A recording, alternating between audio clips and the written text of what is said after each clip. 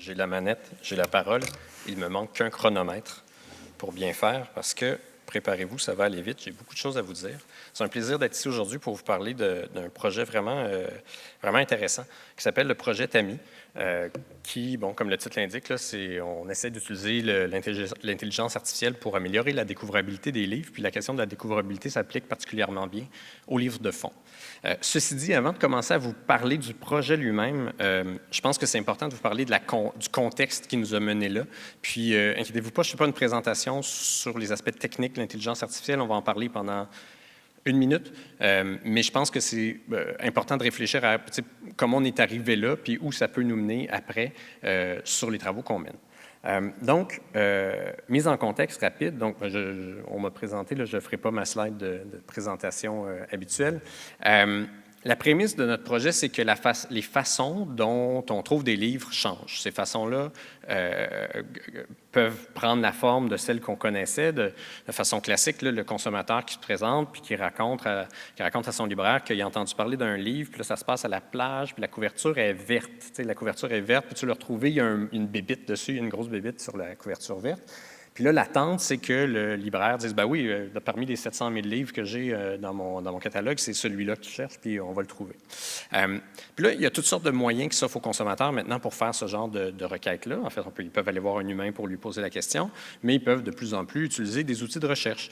Donc, en allant sur son site favori, on entre des mots-clés. Si je cherchais un documentaire jeunesse sur les lamas là, pour aider ma fille à faire une recherche sur les lamas, ben, je peux rentrer ces mots-là, puis je vais obtenir des résultats dans la mesure où l'éditeur avait documenté ces mots-là, puis que toute la chaîne avait amené ces métadonnées-là dans le site en question. De plus en plus, les gens se tournent aussi vers d'autres types de sites pour trouver cette information-là, les moteurs de recherche grand public, le Google au premier plan, là, on ne sera pas gêné de parler de Google, c'est le moteur de recherche le plus utilisé, mais on peut faire la même chose, et traditionnellement, Google nous a présenté excusez, je vais revenir en arrière, nous a présenté des résultats sur ce genre de requête-là, puis il le fait de façon qui évolue beaucoup. Puis je vais revenir dans 30 secondes, mais la suite logique des choses veut que si je me suis adressé d'abord à des humains, puis ensuite aux outils de recherche sur mon site de librairie, puis ensuite des outils de recherche généraux, mais la prochain outil que je vais utiliser pour me poser ces questions-là va peut-être aussi être un assistant vocal de type celui-là est offert par une compagnie que vous connaissez peut-être, puis il y en a d'autres qui en fabriquent aussi. Et c'est des appareils qui sont en super grande croissance. Là, il y a 10 % des ménages au Canada qui sont équipés d'assistants vocaux. C'est en très forte croissance, ça va augmenter. Donc, dans tous ces cas-là, qu'on retourne au cas de Google, qui est celui le plus facile à comprendre, l'approche traditionnelle, ça a toujours été de présenter une liste de résultats. Donc, je pose une question, je cherche mon documentaire sur les lamas ou peu importe, puis dans le cas de Google, on met une liste de liens vers des sites tiers. Donc, on m'amène ailleurs, à un endroit où je pourrais consulter des résultats.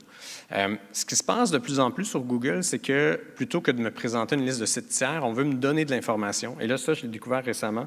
Il le fait en français. Jusqu'à récemment, c'était qu'en anglais qu'il y avait ces fonctionnalités-là sur Google, mais quand je cherche livres sur les lamas, bien, on m'affiche des cartes qui correspondent à des livres. Là, on voit que Google n'a pas beaucoup de pages de couverture correspondant à des livres en français, mais si on fait la même recherche en anglais, il semble vraiment bien connaître les livres. Il connaît les contenus, puis quand il va essayer de matcher, en bon français, moi, comme consommateur, à ces contenus-là, bien, il peut très bien les décrire. Puis si je fais la même recherche en mobile, j'ai une expérience un peu similaire, mais ce qu'on remarque, c'est que j'ai de moins en moins de place pour des liens vers des sites externes. Donc, Google, au lieu de m'amener ailleurs, me garde chez lui et me présente de l'information dont il dispose.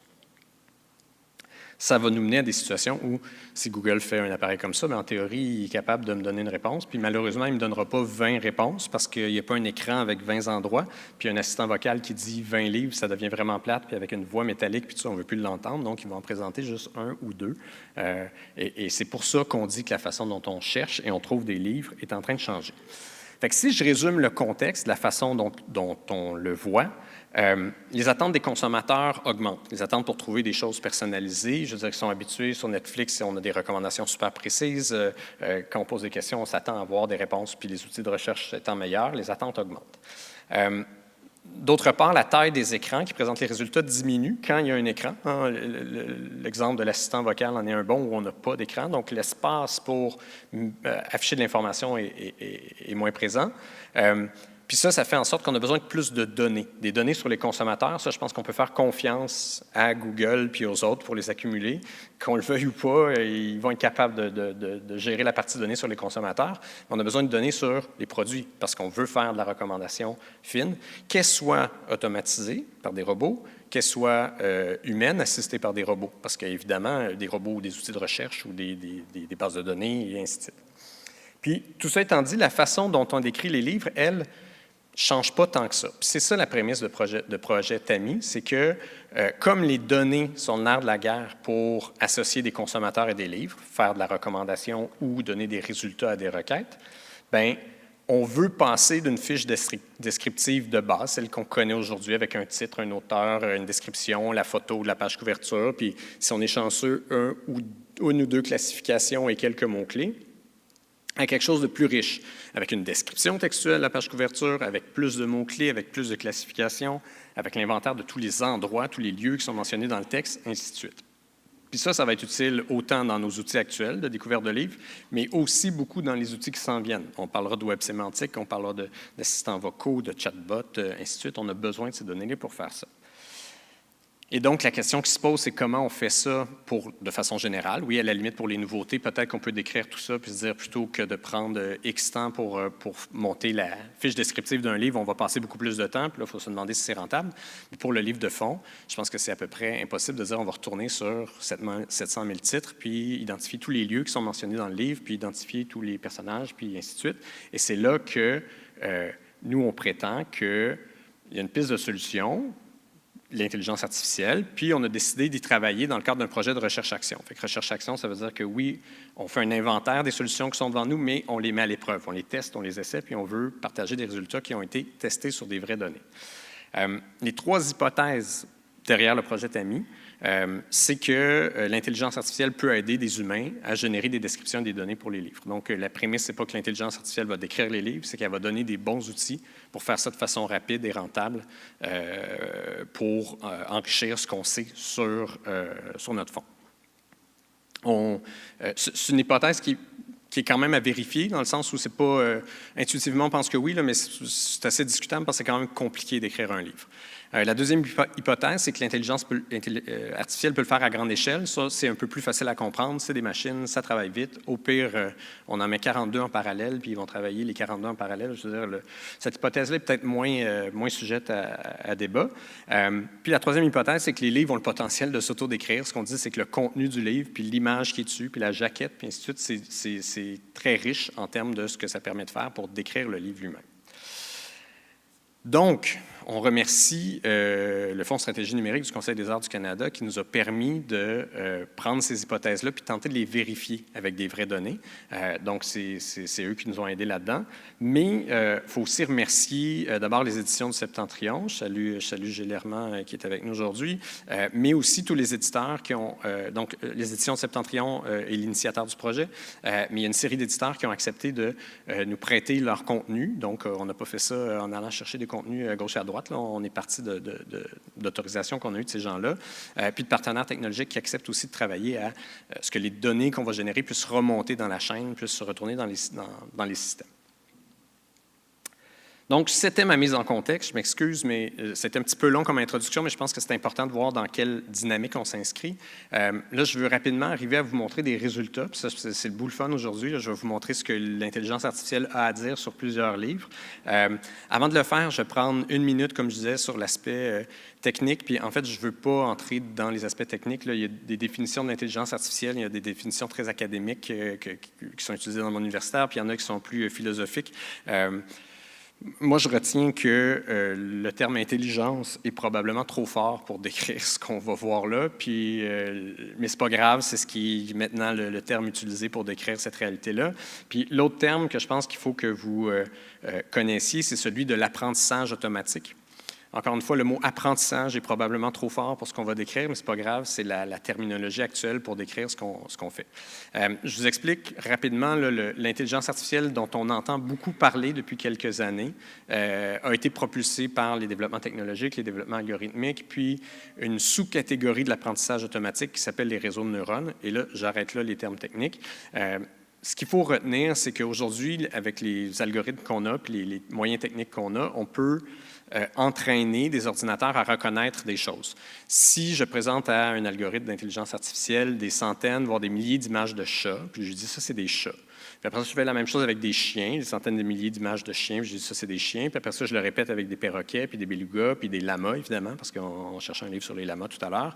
Bien, on va arriver à avoir un système à qui on présente une image qu'il ne connaît pas, puis qui devrait, en théorie, nous dire, bon, bien, sur cette page couverture-là, il y a un chien, puisqu'on l'a entraîné à reconnaître des chiens, même s'il n'a jamais vu ce spécimen, cet individu-là. Puis il devrait être aussi en mesure de nous dire, bien, c'est sur une plage, puis il y a une femme, puis on voit le ciel, puis on voit des vagues, puis ainsi de suite. C'est à ça qu'on veut arriver. Puis si on arrive à entraîner une intelligence artificielle à faire ça, ça s'appelle de la vision par ordinateur. Puis si on répète la même chose sur des textes, par exemple, on donne à une intelligence artificielle des centaines de tweets haineux, puis si on dit ça c'est haineux, puis peut-être des centaines, des millions de tweets, puis après ça des millions de tweets normaux, puis ça c'est des tweets normaux, bien on va avoir un outil de détection de la haine sur les réseaux sociaux, puis on va pouvoir l'utiliser à d'autres fins. Donc ça s'appelle le traitement naturel du langage, qui est comme l'autre branche de l'intelligence artificielle qu'on va exploiter dans le projet TAMI. Comment on fait ça? On peut évidemment embaucher des chercheurs, puis Montréal est un bon endroit pour trouver des chercheurs en intelligence artificielle, mais on peut aussi utiliser des outils qui sont disponibles, fournis en mode info-nuagique, on dit cloud computing en anglais, qui sont offerts par une série de fournisseurs. Là, vous en reconnaissez plusieurs. IBM Watson, qui est un des plus connus, la fameuse intelligence artificielle qui avait battu un joueur d'échecs il y a quelques années. Amazon, à travers sa division d'info nuagique, offre aussi des outils d'intelligence artificielle, Microsoft, Google, ainsi de suite. Nous, ce qu'on a fait dans le cadre de TAMI, c'est qu'on les a étudiés. On a choisi ceux qui pouvaient fonctionner avec des livres puis qui pouvaient fonctionner en français, parce que ce n'est pas le cas à chaque fois. Et on a soumis des textes puis des images pour observer les résultats, puis on a coté ces résultats-là pour savoir est-ce qu'ils seraient utilisables ou pas. Est-ce qu'il y a du potentiel, est-ce qu'il y a de l'espoir d'assister un humain à mieux décrire des livres avec ce que ces outils-là nous donnent. On avait 3 types d'applications en tête. Décrire les pages couvertures. Hein, l'anecdote du départ, là, que je cherche un livre, que la couverture est verte, puis il y a tel ou tel truc, c'est un cas classique. Donc, on voulait décrire ce qu'il y a sur les pages couvertures. On voulait extraire des mots-clés importants de nos textes, puis on voulait les classifier. Puis là, c'est ce que je vais vous présenter. Donc, premier cas d'utilisation, d'écrire des pages couverture. Ici, on a un premier exemple, un livre qui nous présente, là, qui s'appelle « Une île pour sauver la planète ». La première IA, j'utilise IA pour intelligence artificielle, c'est l'abréviation. Donc, la première IA, celle d'Amazon, nous a dit il y a un glacier, il y a de la glace, il y a une montagne, c'est dans l'Arctique. Il y a même un bateau. Puis c'est vrai que si on regarde en bas, il y a une toute petite embarcation. Donc, l'IA fait quand même un assez bon travail pour décrire ce qu'il y a là.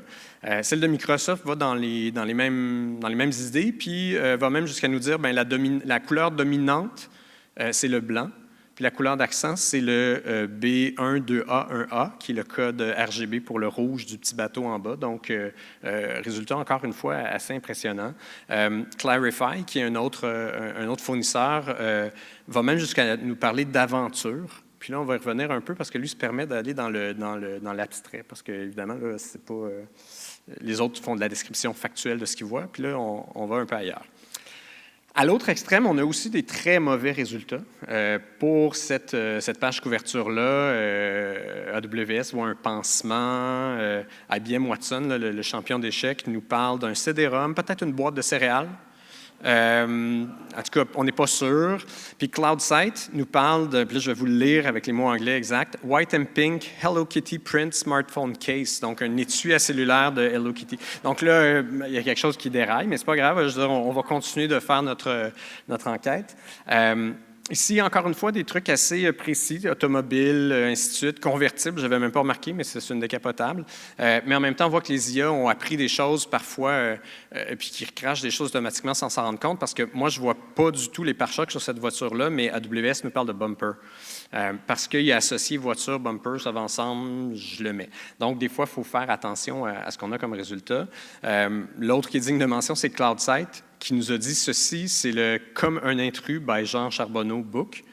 Et on le remercie de nous avoir mentionné ça, mais on le savait déjà. Donc, il fait probablement un super bon travail de décrire ce qu'il voit, mais là, dans notre cas, ce n'est pas ça qu'on cherche. On veut enrichir nos métadonnées. Donc, vous voyez des résultats là, un peu dans tous les sens.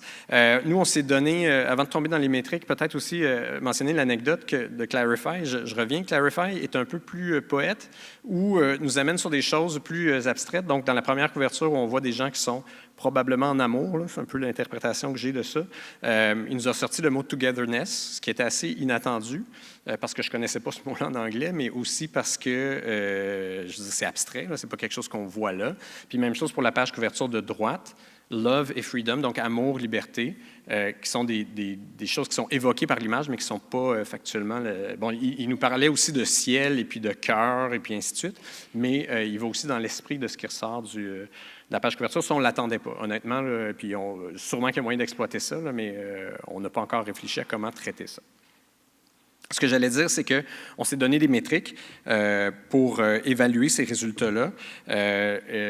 Puis je n'entrerai pas dans le détail de ces métriques-là, vous pourrez les voir sur le web, mais disons qu'on a regroupé nos résultats en 3 groupes. Les livres qui sont des illustrations type BD un peu, les résultats sont assez mauvais. Là, ça nous donne des Hello Kitty Smartphone Case.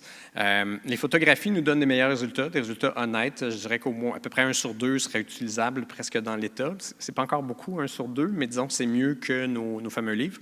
Puis étonnamment, les illustrations hyper réalistes, comme celle du livre de droite, qui n'est pas une photo, qui est vraiment une illustration, sont ceux où on avait vraiment des bons résultats. Entre autres, sur Clarify, on était près de 90% de satisfaction sur les descriptions que faisaient les algorithmes. Après avoir travaillé sur des descriptifs d'images, on s'est dit qu'il faut aussi travailler sur des mots-clés. Parce que dans les outils de recherche, là, souvent, on tape des mots ou on dit des mots à un assistant vocal, mais on ne s'attardera pas toujours à la couverture, on veut s'attarder aussi au contenu. Pour faire ça, on a choisi d'utiliser ce qu'on appelle des extracteurs d'entités. Une entité, du point de vue de l'intelligence artificielle, c'est un concept, une chose, un objet, quelque chose de concret qui est mentionné dans un texte. Puis il se trouve que la plupart des fournisseurs d'API, d'outils logiciels d'intelligence artificielle, sont capables de nous fournir des extracteurs d'entités. Donc, à titre d'exemple, sur le livre qui est là, l'API de TextRaiser qui est un des logos que je vous ai montré tout à l'heure, nous a sorti plus de 2000 entités. Puis ces entités-là, c'est des lieux, c'est des personnes, c'est des événements.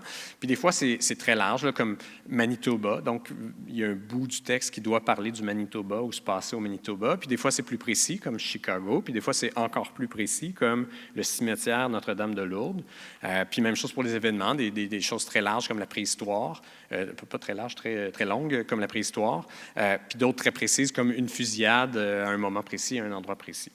Puis bon, même principe pour les personnes, les organisations, mais pour les marques, pour les concepts dans certains cas.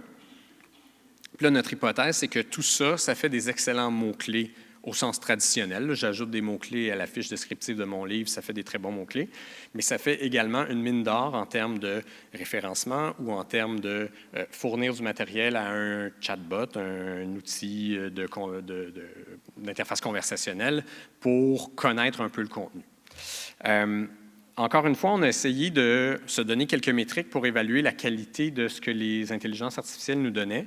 La première, sur la quantité, donc à la question « Est-ce que les intelligences artificielles peuvent nous sortir beaucoup de données? » La réponse est oui. À la limite, c'est comme souvent dans ce genre d'outils-là, c'est trop, mais donc il y en a vraiment beaucoup. La deuxième question, c'est est-ce que c'est des données originales? Dans le fond, est-ce que les IA nous suggèrent des mots-clés qui étaient déjà dans le titre du livre ou déjà dans la description, ce qui est peut-être moins pertinent. Puis la réponse est oui. La majorité de ce qui sort n'était pas dans la description ou n'était pas dans les mots-clés que l'éditeur avait déjà indiqués au sujet de son livre. Puis la troisième question était celle de la pertinence. Est-ce que ces mots-clés-là sont pertinents? Et là, évidemment, j'espère que vous ne tombez pas en bas de vos chaises, la réponse, c'est ça dépend. Ce qu'on constate, c'est que si les mots-clés devaient être utilisés, par exemple, pour enrichir un outil de recherche, que les gens vont taper quelque chose, puis s'ils ont tapé Chicago, qu'on leur sort le livre, bien oui, les mots-clés sont pertinents, puisqu'il n'y en a aucun qui a été inventé. L'IA, elle n'est pas créative, au contraire, elle fait juste reconnaître des choses, donc elle nous nomme des éléments qui sont déjà dans le texte. Par contre, si on avait l'intention de les afficher à l'usager pour d'autres types d'usages, d'autres types d'interfaces, il faut faire beaucoup plus attention parce que peut-être que Chicago a été mentionné juste parce que, je ne sais pas, il y a un personnage qui a vu le film Chicago. Ça ne veut pas dire que ça se passe à Chicago. Là. Notre intelligence artificielle, elle ne nous dit pas exactement d'où le terme vient. Puis si, en fait, la conclusion de notre histoire, c'est que le meurtrier s'est enfui à Chicago, bien, peut-être qu'on ne veut pas l'afficher aux usagers, ça, parce qu'on va leur donner trop d'indices sur l'intrigue. Donc là, quand on affiche les choses, il faut faire beaucoup plus attention. Mais ceci dit, on continue de penser qu'il y a une richesse là, puis que ce qui ressort, passer à travers un filtre humain dans certains cas, peut être super utile pour décrire nos livres. Je suis revenu en arrière. Notre troisième expérience porte sur les classifications. Et là, je ne veux pas entrer dans le technique, mais d'après moi, il y a beaucoup de gens autour, ici, dans la salle, vous avez déjà entendu parler de BISAC et puis de TEMA, qui sont des systèmes de classification de livres qui sont utilisés à différents endroits dans la chaîne. Et là, on arrivait, donc notre objectif, c'est de dire, est-ce qu'on peut suggérer des classifications BISAC ou des classifications TEMA de ces standards-là pour faciliter la vie des gens qui doivent classer les livres ou voir revenir en arrière, comme on disait, sur du livre de fond. Les gens qui ont assisté à la présentation à la BTLF la semaine passée sur TEMA, bien, une des questions évidentes doit être, mais oui, mais mettons qu'on connaît TEMA, comment on fait pour revenir en arrière, puis sur des centaines de milliers de livres, assigner des catégories, c'est inhumain, on ne fera pas ça. Mais là, nous, ce qu'on s'est dit, c'est est-ce qu'on peut utiliser l'intelligence artificielle pour suggérer, aider l'humain à faire ça. Et là, je vous annonce qu'il n'y a aucun des fournisseurs que je vous ai montré plus tôt qui connaît BISAC ou qui connaît TEMA. C'est des standards beaucoup trop nichés, spécifiques. Donc là, il a fallu entraîner. Jusqu'à maintenant, tous les résultats que je vous ai montrés, c'était des intelligences artificielles qui étaient déjà entraînées par nos fournisseurs. Donc IBM avait fait l'exercice de montrer des chats, puis des chiens, puis des lamas à son IA, puis on exploitait ça. Dans ce cas-ci, il faut entraîner des IA. Et faire ça, c'est vraiment pas facile, en particulier dans le monde du livre, parce que des livres, c'est gros. Ça n'a pas l'air de rien là, quand on le prend, mais c'est vraiment beaucoup de mots quand on pense que la plupart de ces outils-là ont été faits pour classer des tweets, donc à 140 caractères plus ou moins. Là, on tombe sur des contenus qui sont beaucoup plus gros. On a des milliers de catégories. Encore une fois, les IA sont souvent faites pour classer spam ou non spam, ou haineux ou non haineux. 2 catégories. BISAC, c'est plus de 5000 catégories. TEMA, c'est presque la même chose. Puis, on a plusieurs contenus qui sont multicatégories. Dans le fond, si on veut enrichir un peu nos classifications, des fois, il faut peut-être en mettre une primaire, évidemment, mais après ça, quelques autres. Donc, même chose, ces outils-là ne sont pas faits pour ça. Ceci dit, on s'est dit, on va l'essayer quand même. Et là, ce que je vous présente, c'est des résultats préliminaires. On a des premiers résultats. On est mitigé. Je vais vous montrer pourquoi. Mais ce qu'il faut comprendre, c'est qu'on va améliorer les choses. Là, le projet n'est pas fini. Donc, on a des résultats préliminaires. Pourquoi on a utilisé ces 2 outils-là? C'était les 2 seuls qui étaient capables de supporter les volumes dont on avait besoin, la langue française, puis le genre de classification multicatégorie. Dans le fond, on a éliminé tous les autres simplement parce que, par exemple, Watson sait classifier des textes jusqu'à 60 caractères. Ça nous a apparu insuffisant pour la plupart des œuvres littéraires publiées au Québec. Donc, dans les résultats intéressants, à gauche, vous voyez un titre où l'éditeur avait utilisé le code BISAC Juvenile Fiction. Pour ceux qui ne connaissent pas BISAC, les codes sont tous en anglais. Il n'y a pas de traduction pour BISAC. Donc, l'éditeur l'avait mis dans la catégorie générale des livres juvéniles. Et l'intelligence artificielle nous a suggéré, bien, ça devrait peut-être aller dans Juvenile Fiction Action and Adventure ou Juvenile Fiction Mysteries and Detective Stories. C'est peut-être pas évident en voyant la page couverture, mais moi, j'ai lu la 4e. Puis, il y a effectivement une enquête dans ce livre-là. Et donc, le Detective Stories peut faire du sens. Évidemment, ça prend quelqu'un qui va approuver ça après, mais ce n'est pas des propositions dénuées d'intérêt. Pour le livre de droite, on a utilisé notre classificateur TEMA, qui nous suggère vaccination et pharmacie comme thème, qui sont 2 thèmes du standard TEMA. Puis effectivement, l'histoire parle d'une épidémie de rougeole ou variole, je ne me souviens plus, puis comme quoi la vaccination était une solution à ça. Donc, ça semble également une bonne proposition. Ceci dit, il ne nous a pas suggéré fiction, ce qui est quand même... Il faut réfléchir à ce que ça veut dire, mais c'est une œuvre de fiction. Lui, il nous le met comme un documentaire sur la vaccination. Donc, il faut faire un peu attention puis voir comment on va améliorer ça. On a plein de pistes pour améliorer ça, mais dans l'état actuel des choses, avec une approche de base, c'est le genre de résultat qu'on a. Évidemment, je ne peux pas ne pas vous présenter l'autre côté de la médaille. Il y a aussi des résultats épouvantables. Celui à gauche que l'éditeur nous a mis dans une catégorie érotique, il nous a été suggéré de le mettre dans une catégorie juvenile fiction, donc pour enfants, par notre première intelligence artificielle. Je pense que je n'ai pas besoin d'expliquer pourquoi ça pourrait être problématique. Puis dans l'autre cas, notre classificateur Thema nous parle de gravité, d'économie et de macroéconomie. Pour la gravité, à la limite, c'est vrai que le vélo a l'air de voler, donc peut-être qu'il y a un lien là. Mais pour le reste, là, on ne voyait pas trop le lien. Maintenant que je vous ai montré ça, c'est des résultats bruts, puis c'est des choses qu'on a actuellement. Puis comme je disais, on va continuer de les améliorer. Entre autres, sur les classifications, on a des super bonnes idées pour rendre ça meilleur. Qu'est-ce qu'on va faire avec ça une fois qu'on a généré ces données-là? Évidemment, on va les redonner aux éditeurs. Là. Tous les éditeurs que j'ai listés au début du projet vont disposer de ça, puis vont pouvoir les réinjecter dans leurs outils, dans leur système. Et donc, ça va percoler vers le reste de la chaîne. Mais si on réfléchissait un peu plus loin, à court terme, c'est ça. Plus de mots-clés, plus de descriptions, ça ne peut qu'aider les outils de recherche dont on dispose aujourd'hui. Mais j'ai le goût de faire la réflexion un peu de comment on peut appliquer des nouvelles techniques de commercialisation aussi, puis de découvrabilité à partir de ces données-là. À partir du moment où on a ça, qu'est-ce qu'on peut faire de plus? Puis j'ai choisi pour le mini brainstorm de prendre juste l'idée des lieux. À partir du fait qu'on sait décrire tous les lieux qui sont mentionnés dans une œuvre, qu'est-ce qu'on pourrait faire? Est-ce qu'on peut aider à mieux découvrir cette œuvre-là à partir de ça? Puis là, un exemple qui vient en tête, c'est, je ne sais pas si vous aviez vu passer, il y a une compagnie italienne qui avait fait une carte du monde avec 550 lieux réels qui venaient de 200 œuvres littéraires. Puis vous avez mis des pins, en bon français, sur la carte pour dire tel livre se passe à tel endroit. Puis ils utilisaient ça, c'est une compagnie dans le tourisme. Puis ils disaient, quand tu planifies ton voyage à Lisbonne, tu vas pouvoir trouver des livres qui se passent à Lisbonne, puis ça te met dans l'univers, ça te met dans l'ambiance avant de partir. Eux l'avaient fait que pour 200 livres, visiblement parce qu'ils le faisaient à la main, puis déjà 200, c'était beaucoup. Dans notre cas, nous, on a des machines qui sont capables de nous sortir tous les lieux mentionnés dans des livres. On pourrait automatiser ça, puis imaginer une carte comme ça avec 50 000 œuvres ou 100 000 œuvres. Il n'y a pas de raison de s'arrêter. Un autre exemple d'utilisation de la géolocalisation, de connaître les lieux d'une œuvre pour augmenter sa découvrabilité. Wikipédia dispose de plein de pages thématiques spécifiques du genre « roman se déroulant à tel endroit ». Donc, c'est la même idée, mais on n'est pas sur une carte, on est dans un inventaire. Puis Wikipédia, c'est un des sites les plus visités dans le monde, et c'est une source très importante d'approvisionnement en informations pour beaucoup d'autres moteurs de recommandation, dont celui de Google. Donc, ça pourrait être une bonne idée de partir de ces listes-là puis d'enrichir Wikipédia, évidemment en suivant les lignes guides et puis l'étiquette associée à Wikipédia. Troisième idée, la publicité ciblée. À peu près toutes les régies publicitaires en ligne aujourd'hui, celle de Google, celle de Facebook, celle d'Instagram, nommez-les, permettent de faire de la publicité ciblée. Donc, à partir du moment où, je ne sais pas, moi, je sais que j'ai une série de romans qui se passent dans des petits villages du nord de l'Ontario, mais peut-être que mes pubs Facebook, pour les francophones du nord de l'Ontario, mais je mets plus souvent ces livres-là où je les mets mieux en valeur parce que peut-être que, je ne sais pas, il y a un moyen d'accrocher.